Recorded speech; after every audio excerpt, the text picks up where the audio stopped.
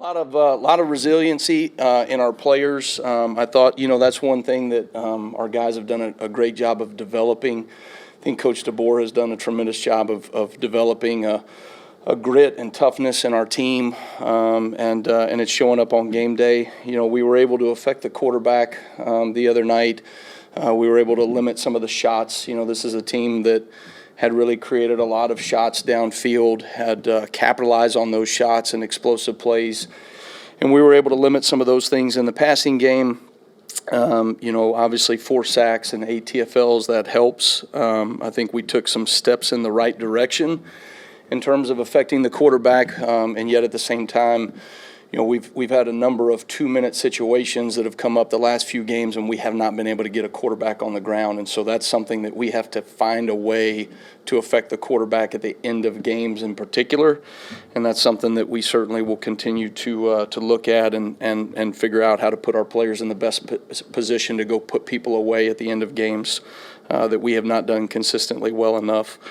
Probably the stat of the game is they were 2 of 5 in the red zone. Really, great fight from our guys. We talk about it all the time. Coach DeBoer talks about it all the time. Just make them snap the ball one more time, and kind of that Bombay mentality that our players, we talk about that all the time. The quote from the movie The Black Panther, right? Just hold the line, fast the line, do your 1/11th and do your job, and good things can happen. And so that was certainly a positive there. Twice they got inside the 3-yard line and came away with -7 points. So really a great job by our guys, and certainly Zabian making that play right before half was tremendous momentum for our football team. Fundamentally, we have to keep improving.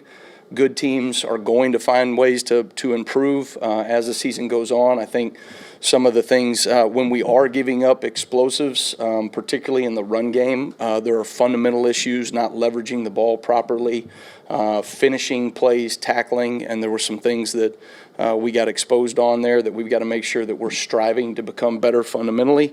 And then, ultimately, nobody stays the same. Everybody's got to find a way to keep getting better, find wrinkles schematically, find things fundamentally that we can keep improving and play with the edge that we have developed and that we've earned as a football team.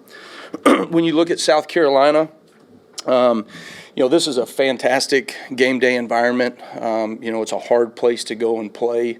I was, been at multiple games. My dad coached there for a couple of years, and I've watched them take the momentum from games, and their fans do a tremendous job in the environment that they create.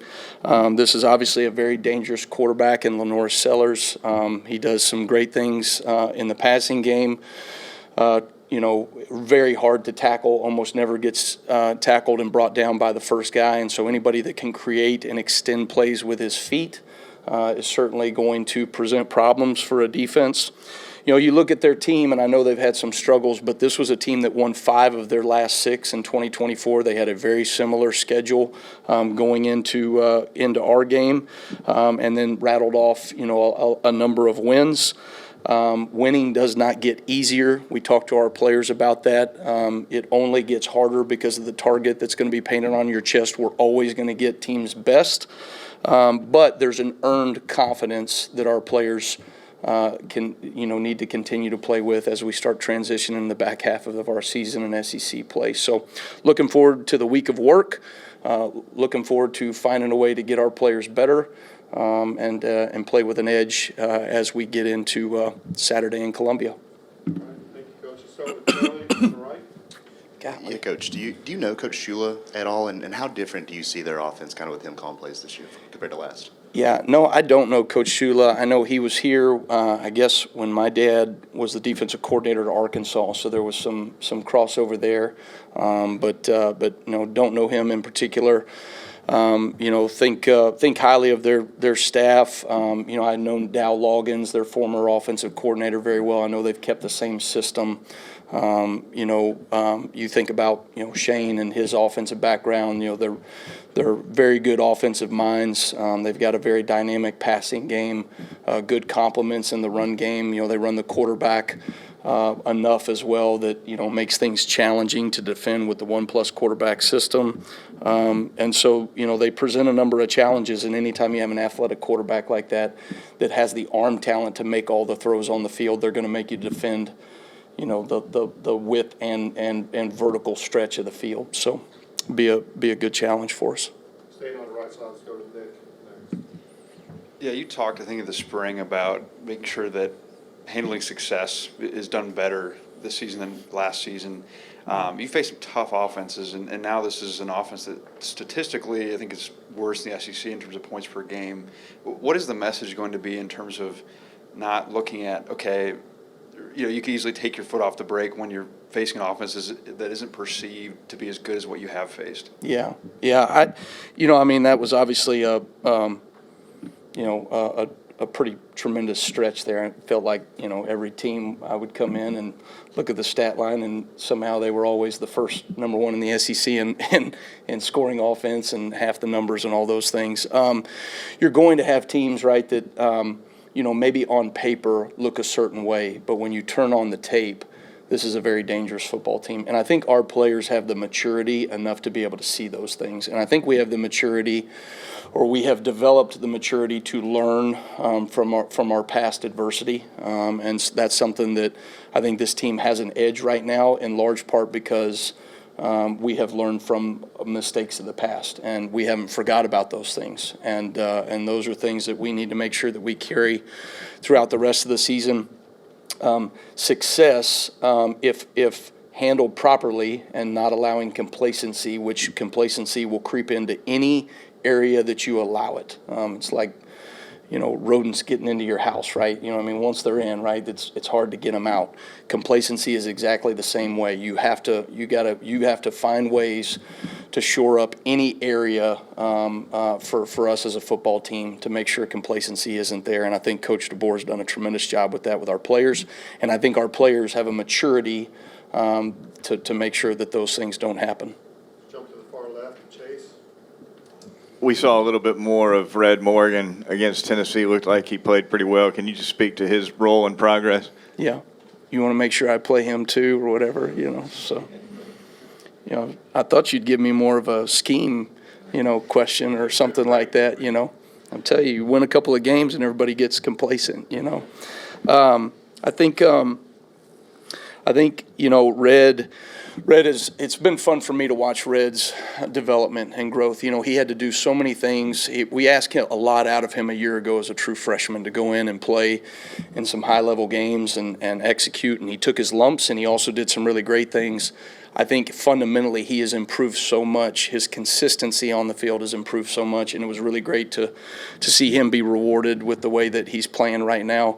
He's got twitch. He can make space tackles. He can take the air out of the ball, meaning that he can, cover a lot of ground in a short amount of time. And when you're dealing with teams, for example, like Tennessee, that stretch you laterally in the RPO perimeter passing game, it's really good to have, a guy that not only can close space, but can also finish on the ball carrier. And I thought he did a tremendous job of that the other night.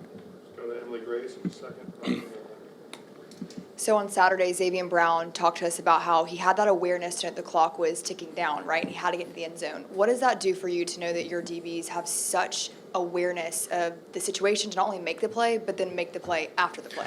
Yeah, that was a tremendous play that Xavier made. And I think one of the things that's so impressive about Xavier is that whatever you emphasize, whatever you work, it shows up on game day, and that's really a lesson that all of our players on defense can learn from Xavier. The consistency that he brings. That situation in particular, we had come out in a different personnel grouping in the play before, and then we had asked for a timeout so that we could see what they were going to be in, and then we brought the guys on the sideline and talked about, hey, listen, this is probably going to be some type of power pass situation, right? And have your eyes in the right place, do your job, do your 1/11th of the defense.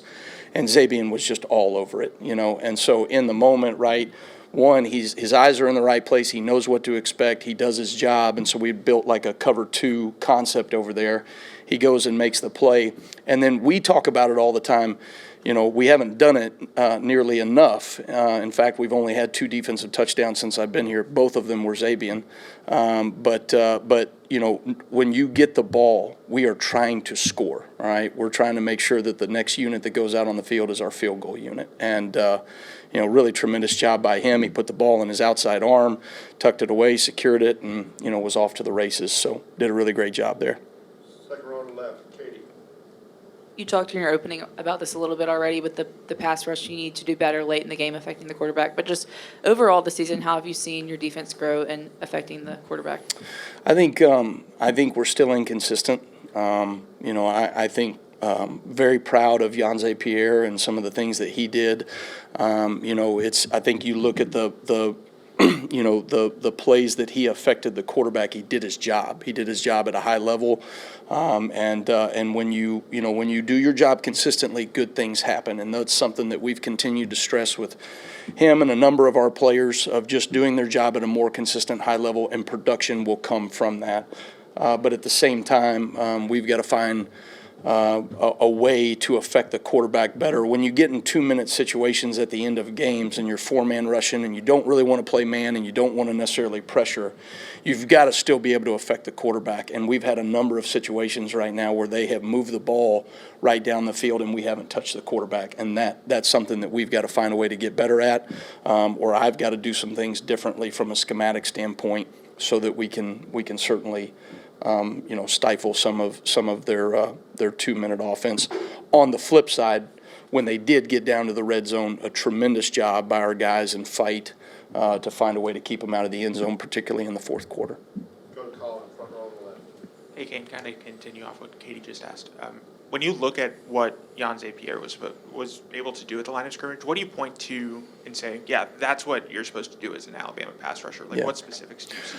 I think one of the most effective areas in pass rush is physicality. And, everybody thinks it's a finesse game. You go watch the NFL right now, the vast majority of the sacks come from speed to power. We're not running around people, they're running through people. And our ability to do that's something that we have really worked at, is not running around people and giving up vertical lanes in the passing game, but working a speed to power, crush style rush, condensing the pocket, right, and then falling back in, countering back inside on the ball carrier, or the quarterback rather.